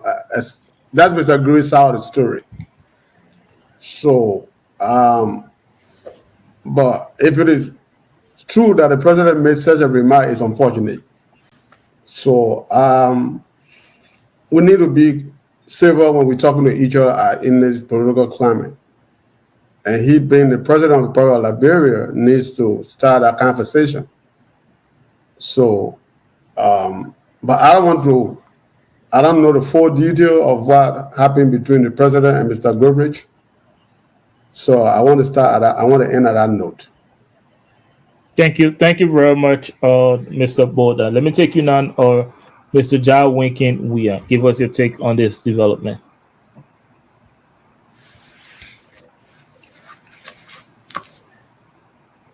Wake up. It's me there. Go ahead. Why the Sudan President Weir was not really, I think it was baffling for him to have done what he did after signing the peace accord or peace agreement for regarding the elections. But however, what caught my mind is the statement of the former press secretary and information minister when he was giving his historical perspective. But he failed to make reference to the atrocity that were committed during the regime in which itself. He only talked about those who were killed during the April 12, 1980 coup d'etat. But he failed to talk about the atrocity, like for instance, the killing of Simon Duki and other people after elections were already held when Chile was already president. I think that was the service to the Liberian people. Why it is true that I did not support the alleged action of President Weir, but it was going to be very good if Mr. Goodrich was to talk about all the atrocities in the past regimes about Liberia. That's my take on it. Thank you very much, Mr. John Winkin Weir. And let me come to you, Chief Dedteh Kollie.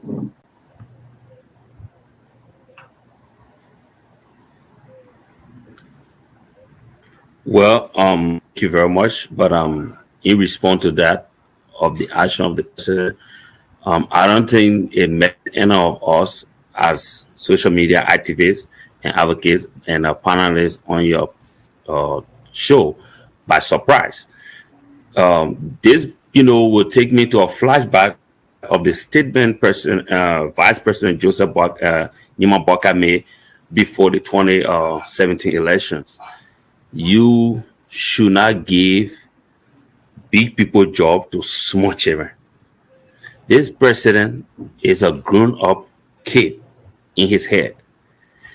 The president is noted for throwing so many jobs that are very irresponsible to the extent that it does not represent the offices he, served in. When the auditors died, when the auditors were actually murdered in their car, what did he say as a president? The lady Gifty and the other guy who were in the car. What was the president's statement? When these guys had a retired talking ride, the ANC guy, what was his statement? So the president is noted for making these kind of irresponsible statements. We will not be surprised if he attacked that gentleman during an event that was intended to get the attention and the commitment of oppositions and ruling establishment to go into a peaceful process. You attacking someone from the NPP, a party that is a sister party to your collaboration that is leading Liberia. That's embarrassing. That's embarrassing. Your vice president was a first lady of that government. So that is complete embarrassment. So I don't think we expect any good of this president. It's just like going into the election, all the agreement is signed, he's going to be the first to start violating it. So I was happy. Thank you very much, Chief Dedteh Kollie. Bobby Mitchell Crawford, let's take your take on this next. Mr. President, we are a functional illiterate. He doesn't conform to social and political etiquette, for lack of a better term. And it's unfortunate. This is his MO. During the early stages of during the formation of the CDC, I was in Minnesota at that time, a member of the Minnesota, at the University of Minnesota. They had African Student Union Association. I was a member. We extended an invitation to President Weah. At that time, he was the UN ambassador on child disarmament and all locals, UN ambassador from Liberia on child disarmament. And it was during that time the whisper going around real quickly about then forming a political party with George Weah heading that ticket.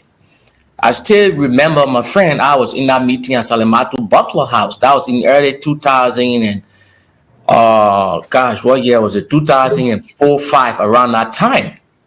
And then my friend remarked to him like, "Oh, President Weah, I think one time you said you have no intention of contesting the presidency of the Republic of Liberia. Why at this time you want to do so?" That ball went off. That man, for that matter, just went off. What kind of man did? Let me, if I can speak like brain English yet, huh? Fully man like you, I can be anybody I want to be. Somebody ain't even get paper. He just went off. That's who George Weah is. Sometimes he forgets the kind of person or the office he holds. To him, he has that. I don't want to equate certain things to his character, but the way he carries himself, one can't help but wonder to see if even he had gone into the office as president, because he still has that gangster behavior. He still has that kind of a mentality, and you don't have to be educated to have certain etiquettes. Right. My mother was God bless her soul, she was illiterate, but she was decent. And George Weah doesn't have that. If you do something to him, it's like, "I'm going to get you." Sometimes he forgets he's president. And it shows in the way he interact with people in interpersonal communication. He just wander off and just say something off cuff. Or that fully man went and say, "I'll get to him." And if that kind of a behavior is consistently carried out, I'm afraid it's going to be a problem. So the so-called peace that was just signed may not even hold. And the funny thing is, the man you're having confusion with, the man is part of the so-called collaboration. I don't think he even knows that the man part of the collaboration. That's the scary part. That's what a functional illiterate does. And it's a problem. I'm sorry. Thank you very much, Bobby Mitchell Crawford, and to all of you too. I would just like to stay on this. This excerpt from the front page, Africa. I think Reverend Addy alluded to it. The president made these allegations in an angry tone, surrounded by his bodyguards, in the presence of his wife, Mrs. Claudia, Honorable Lucini F. Kamara, political leaders of the All Liberian Coalition Party, and Reverend David Kanu, political leader of the Democratic People Party of Liberia, and others who he cannot easily identify. Now, since this letter, the president has remained silent. There has been no communication from his information But I hear minister MO. or the e-marshal page. Now, I'm making that statement because I think, Mr. Boda, you said this is just speculation. The former information minister wrote this letter. The president has remained silent. And in this letter, he called names of people that were there when the president said these things. Now, what does this say? And do you guys think the former information minister have a case against the president if he leaves power? Let me come back to you, Mr. Boda. Well, it's quite. Let us not. This document is signed, and we all know the circumstances and the surrounding why they're signing this document. And let us not make it as a Bible for our conversation. Like I said to you, I personally don't support this document. The framework of that document in the first place, I think I said that in my earlier statement. So, like Bobby said, George Weah is noted for all sort of actions. Once you speak against him, he comes to you with anything that he has on his mind.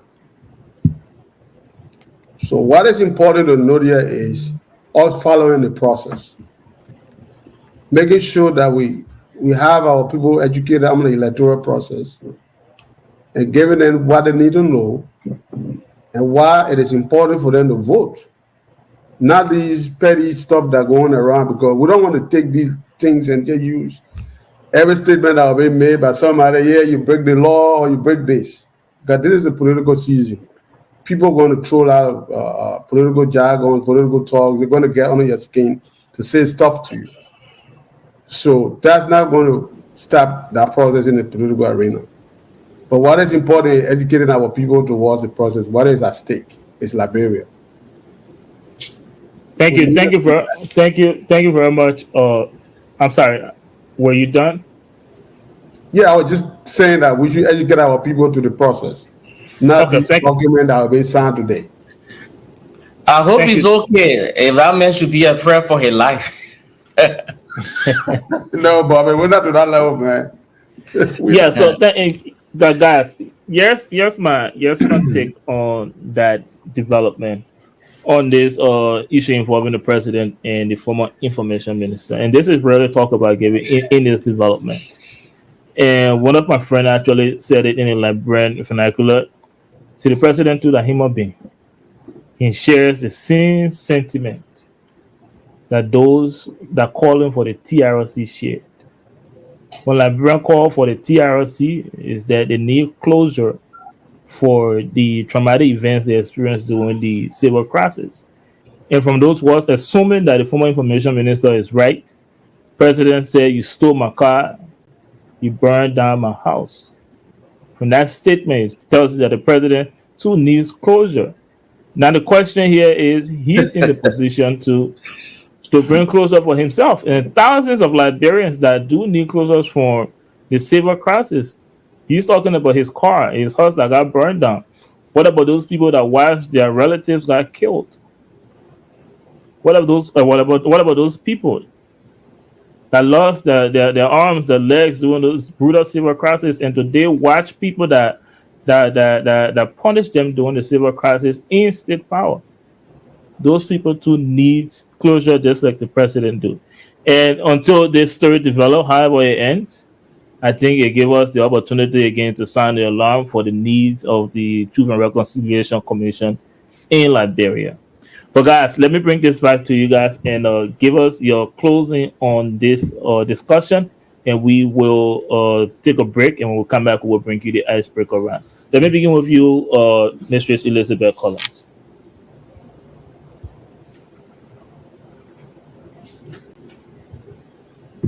Hello, I'm sorry, I was on mute. The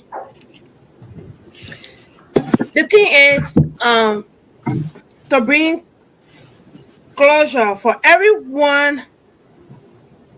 Every Liberian have some one way or the other got affected by the war. And there was a document waiting to bring every person that was involved into this, heavily involved, bring them to justice. But yesterday, we still have that document lingering around. No action has been taken. And for just to speak on the closureness of this of the Civil War, everyone needs it. Everyone was traumatized, and we are still traumatized. But what is going to happen is when you hold rope hold bush, and that is that TRC document. And if we have to bring closure, or we need to talk about our feelings, our hurts. But there's a way that you do it. George Weah, even though he was hurt and burned a house or whatever he said, it may not be directly, but he's hurt, of course, but that's not the way to bring it. That's not the way to do it. That is not the way to do it. We all Liberians will have to find means where we can have closure on these things that happen to us. Killing people, raping women, splitting pregnant woman belly and taking the baby out, a lot of horrible, terrible things that happen. But we cannot remain angry forever. We have to find some closure. And if it means that we implement that document that was written, again, there's some sticky points with that document. And so therefore, to bring closure to yourself, you have to sometimes look to the Lord and pray for God to give you wisdom and make reason for how all these things happen. Because only God can do it for you. Nobody else can maybe talk to you or something. Only God can do it for you. So finding closure is turning to God and praying to God, asking Him to help you, to give you knowledge, to make sense of what had happened in the Liberian Civil War. Because we all, some way, somehow, were affected on the Civil War. And we are still in it. But Liberian people, we quit to forget. Let's pay attention. That's one of the problems that I have with Liberian people. Our Liberian, we don't pay attention. We quit to forget. Thank you very much, Mrs. Collins. And let me apologize to all of you. So only Mrs. Collins will have the chance to talk because we have exhausted the time. And it's actually after the next segment that you guys are supposed to have the opportunity to give a closing remark. So we will take a very brief break. When we come back, we'll bring you the icebreaker round, and then you guys can have the opportunity to give us your closing remark.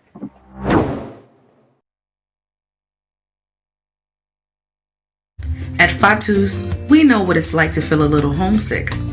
That's why we work hard to bring you the very best and freshest imported foods and supplies from home. With quality design African cloths, beauty supplies, and tasty African food items, you'll feel right at home. So what are you waiting for? Stop by Fatu's African International Market for all of your household and family needs. See you soon. Welcome back, ladies and gentlemen. You're still here watching the Hard Zone on the Liberia Radio and Television Network. My name is Derek Yale, and thank you for staying with us this far. And we are now bringing you the icebreaker round of the Hard Zone. So, guys, continue to leave us your participation in the comment section, especially for this segment, the icebreaker round, where we get to ask you a question outside of the political discussions in Liberia, as you like to put it. So let's have the panelists back on the screen, and we have a very interesting question here today for this episode, and I'll get right into it. So the question for our icebreaker round: if you were elected president of Liberia today, what will be the first policy you will implement, and tell us why? If you are elected president, the president of Liberia today, what will be your first policy, and tell us why? Probably Mitchell Crop, I have to come to you because you dress like a president right now. So go ahead. I respect this show, but I came from a previous meeting, so how come I'm attire like this? So, but it's okay. And I mean, solidarity with the Liberty Party. This is green, and at least finally they can come together as one. We won't have that. Brett, I'm sorry for cutting you off, but Reverend Addy got the perfect reaction the way you just said. You saw he yawned, right? Oh, no! Don't say anything about the good Reverend. We should have a special program for the Reverend for a show. A service to come on. If we can look into that in the near future, I listened to him preaching. He preaches very well. Thank you, sir. Yeah, you do. You really do. He has a command of the English. We already know that. But real quickly, the first thing I would do, put for a referendum to reduce the salary of the lawmakers. Because recurring expenditure is our problem. If we can rein that in, we can be able to distribute the resources of the country, the mega resources that we have, so that a school teacher that is making $150 can be bumped up to at least $300. Introduce a national referendum that will cut down recurring expenditure. That would be my first policy. Thank you very much, Bobby Mitchell Crawford. Mr. Martin Boulder, tell us, what would you do? What would be your first policy if you were elected president of the Republic of Liberia today? Oh, wow. Well, that's a tough question. But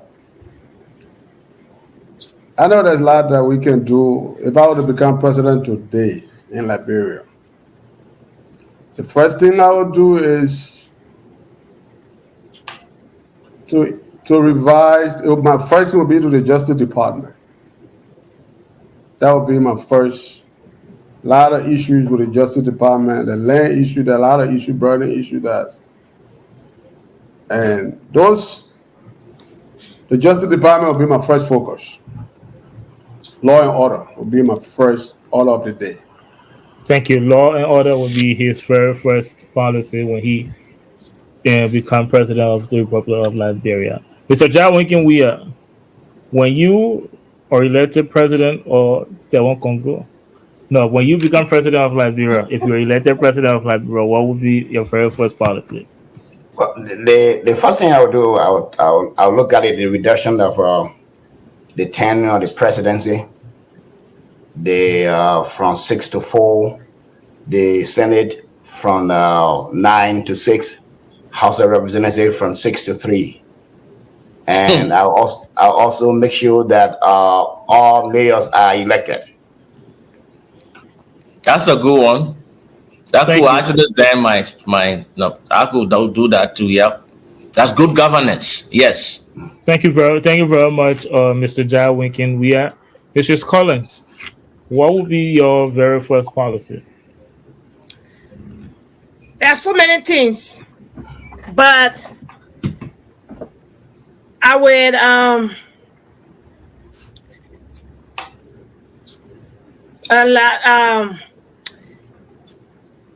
allow the citizens of every country to elect their own superintendent, as opposed to being appointed by the president. Thank you. They will move away from the unitary state to a more federal system, though. Thank you very much, Mrs. Collins. Let's come to you, Reverend Addy. What would be the very first thing you would do when you become president, if you were elected president? So that question assumes that the current condition is constant. I'm replacing President George Weah. So first thing I do, I will ban all government officials from traveling, perform an extensive audit of the government, and then those revenues will be used to, I mean, if they're found guilty and they confiscate their ill-gotten wealth, or invest that into education and agriculture. Thank you very much, Reverend Adina. I actually do like that. And let's come to you, Chief Dedteh Kollie. If you were elected president of the Republic of Liberia, what would be your very first policy? Well, Liberia is a country that has so much problem, but to address these problems, you have to set precedents. And I'm going to sign the executive order on my first day, establishing war economic crime code. If we can establish a war crime, but we should fully implement the economic crimes code, and that will be able to help Liberia restore some level of integrity, because our intent will be to, if possible, alleviate corruption from I will start in office. Number one. Thank you very much, Chief Dedteh Kollie. And for my contribution to that, I actually like what you said, Reverend Adi. I think that's a very good plan, given the fact that the question assumed that all things remain constant. Well, if I were elected president of Liberia today, I would still consider Jawon Gonglo. He said he will make public office very unattractive. You can correct me if I'm wrong. And one way you can do that is by reducing the salary of public servants or lawmakers, so that to encourage people that actually want to serve to come and serve instead of people that want to steal from the constituents. But all of your contribution on this was very, very, very, very intriguing. So thank you guys so much for that. Now we'll move right into getting all of you closing statement. And guys, we have exhausted time. We are running out of time. So I will give each and every one of you, I will give you each 1 minute to give us your closing statement, give us your summary of what we discussed tonight. Let me start with you, Mistress Collins. Give us your closing statement on this episode.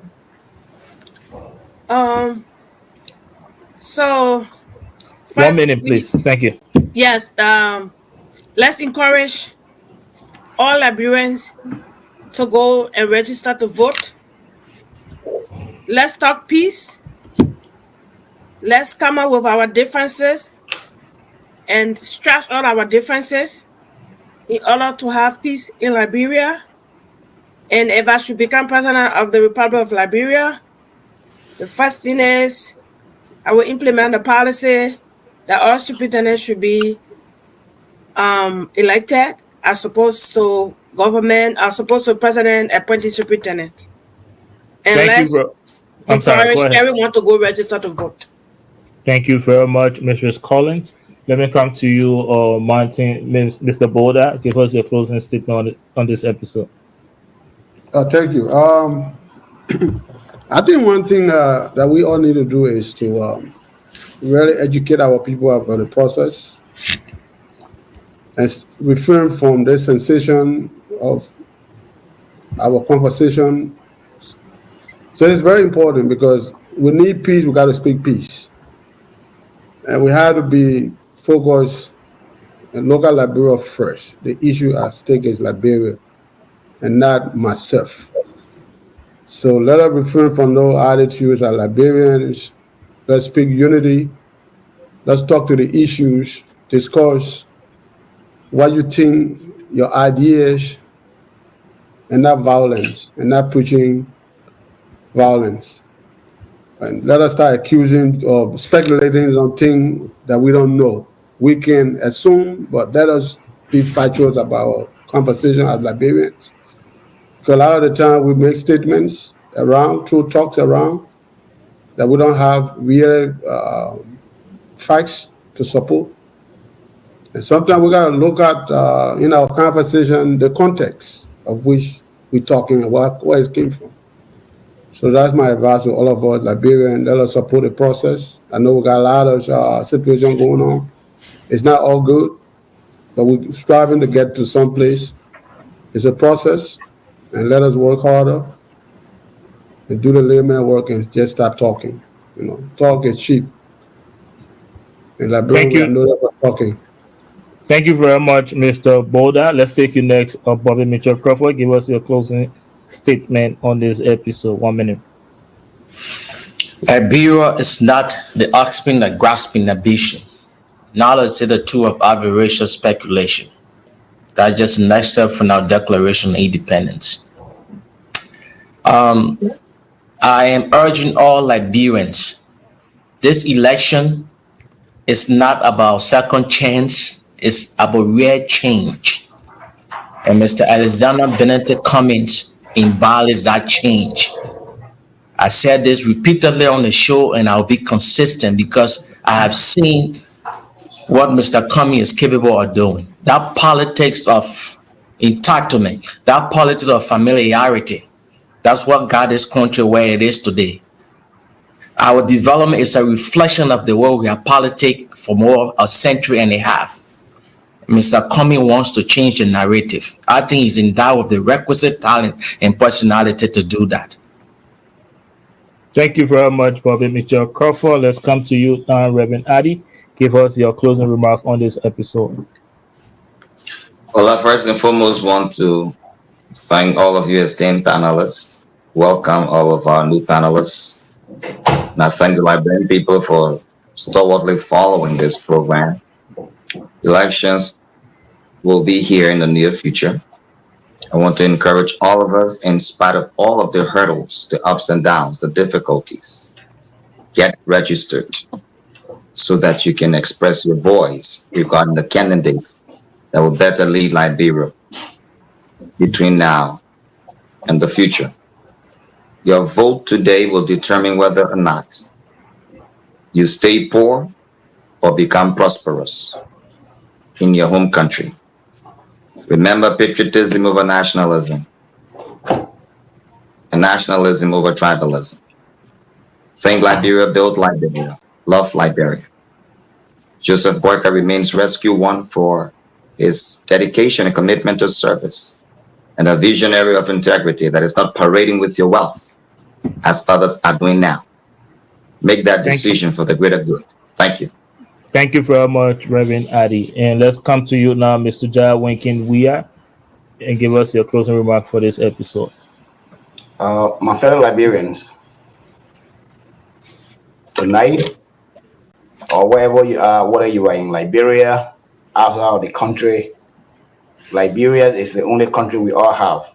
It is our identity. We want, in the next 10 years, the young Liberians who are in the street, riding motorbike, selling these phone cards or phone minutes, to be the next generation, to be our roles rather than the Chinese.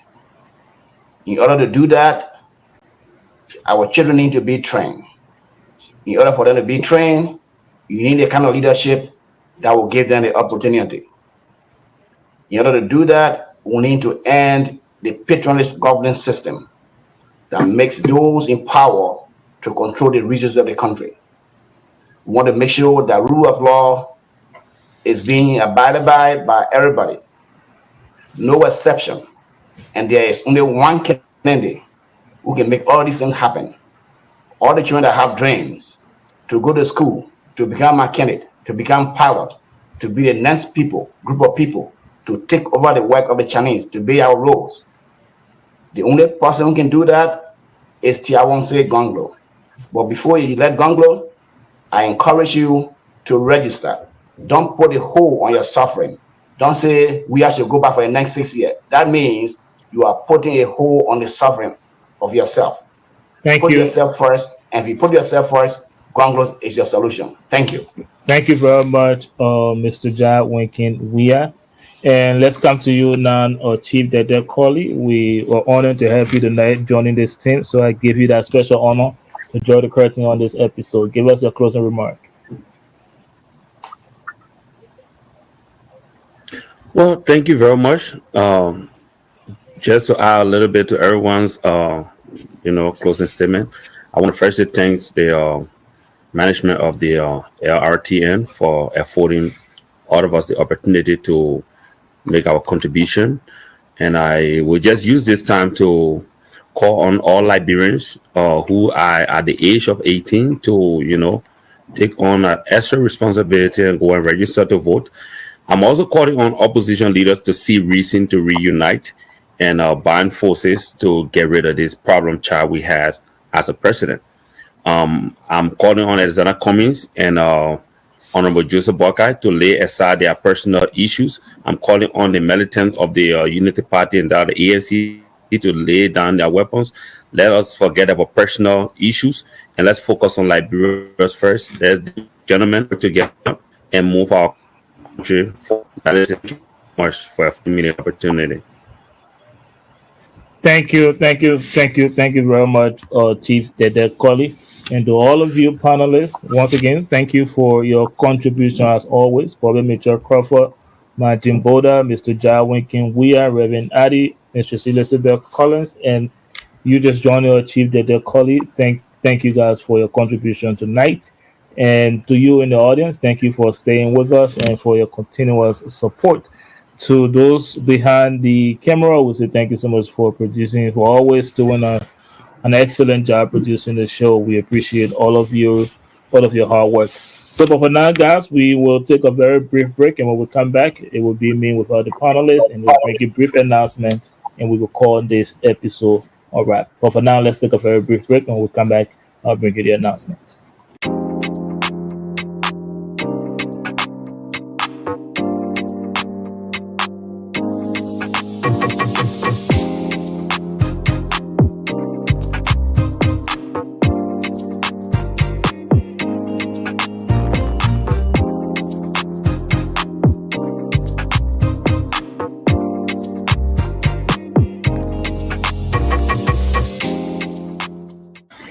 Welcome back, ladies and gentlemen. Thank you for staying with us. And to bring an end to this episode on the Horizon, we'll just bring you two very brief announcements, and then we will draw the curtain to this episode.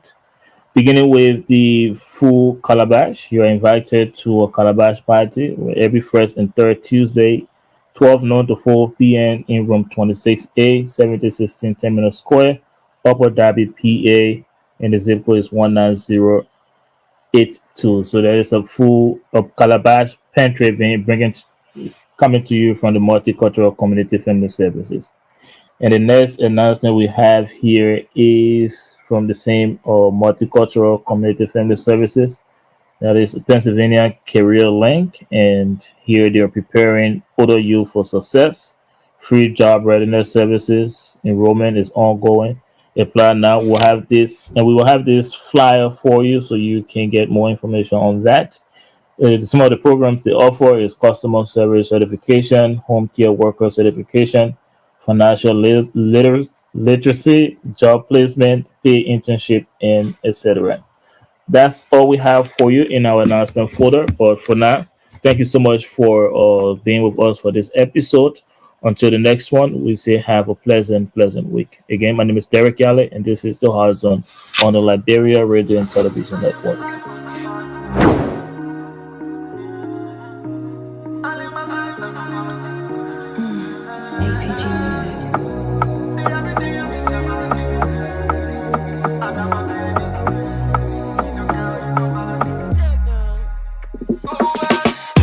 Baby, would you want for me slow?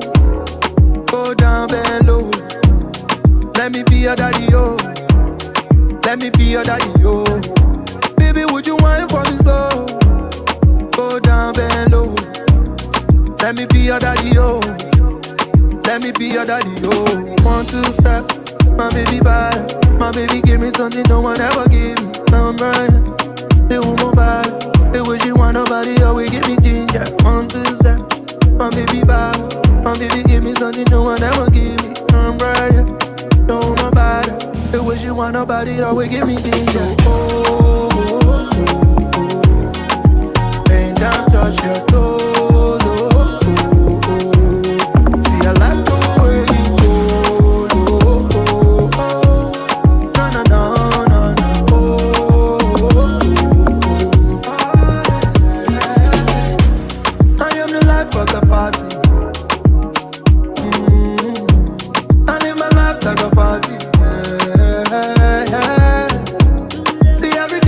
I'm happy, yeah.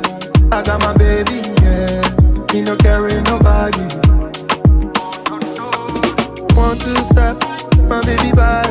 My baby give me something no one ever give me. Now I'm Brian, they want my body. The way she want nobody always give me ginger. 1, 2 step, my baby bad. My baby give me something no one ever give me.